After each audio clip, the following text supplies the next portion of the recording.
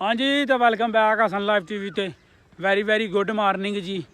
Check करो सूरज इस टाइम पूरे भारां दे नाल भाजी निकलिया वे ते चन्न जेहड़ा वे रात दा ओह भी आ गया वे। बड़ियां औखियां कड्ढिया चन्न नूं ते हाँ ते लो जी मुबारक होए तुहानूं चन्न लभ गया वे। अज तू ठीक 9वें दिन जेहड़ा ना यानी कि बुध वाले दिन ईद जरा वे ना वो कन्फर्म हो गई। अज तरीक है 17 के 18 18 तरीक है अज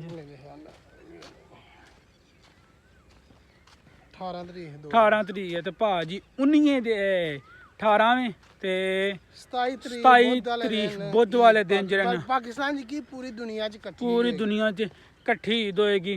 कुर्बानी होएगी अल्लाह घर रखी कुर्बानी का जानवर। उम्मीद है कि तुसीं ले लिया होएगा थल्ले कमेंट बॉक्स दे विच दसो कि की लिया वे जानवर ते अल्लाह खैर रखी माशाअल्लाह असी कुर्बानी का जानवर ले लिया वे। हाफज हरे है पेंडिंग दे विच नहीं ते असीं ते मार्केट च डिग्गण दा इंतजार कर रहे हैं। हां ते वेखो हुण मार्केट डिगेगी या नहीं डिगेगी। ना डिगे जुआ ही है ना डिगी ते फिर कुर्बानी ते करनी है। ए गल वे सारी तौफीक दी जिथे जेड़े बंदे दा मुकद्दर लिखी है नियत कीती है इंशाअल्लाह ताला जरूर हर साल करीदी है ते इस साल भी जरूर।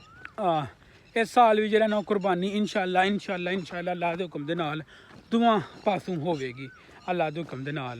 ते भाजी कुल मिला के वे कि चन्न कुर्बानी लाइव होएगी भाजी को सूट लैने ते ओह ले लवो। गौरमेंट ने तुहानूं पता वे पेट्रोल जेहड़ा वे ओह घटा रहा वे 5 रुपये पेट्रोल घटा रहा वे। बिजली जेहड़ी ओह भी तुहानूं पता गौरमेंट ने घटा रही है। आने वाले टाइम दे विच गौरमेंट बड़े अच्छे जेहड़े इकदामात ओह करेगी। कुल मिला के गल ये वे कि शापिंग वगैरह कर लो। लाकडाउन जो चुक कत्ता हूँ 8 बजे तो बाद भी तुसीं जेहड़ा शापिंग वगैरह कर सकते हो।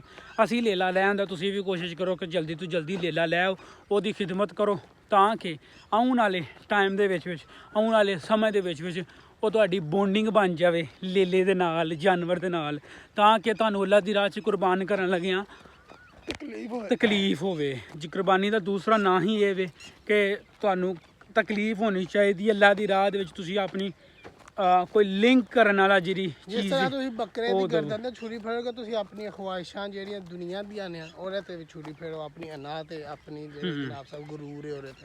हाँ ये जेहड़े 10 दिन ने ये बहुत ही फजीलत वाले बहुत ही सवाब कमाने वाले जेहड़े 10 दिन ने ओह ने ते जिन्ना हो सकदा है उन्ना अपना इबादत करो जा सवाब है डबल त्रबल हो जांदा वे। ते जेहड़ा ना वो इबादत करो अल्लाह दी ते 9-10 मुहर्रम 9 जिलहज दा जेहड़ा वे रोज़ा भी रखियो ओहदी भी काफ़ी ज़्यादा फजीलत जेहड़ी ओह हदीसां दे विच आई है। ते इह सी अज दा व्लॉग। चांद मुबारक ईदों नहीं ईदों 9 दिन पहला ईद मुबारक।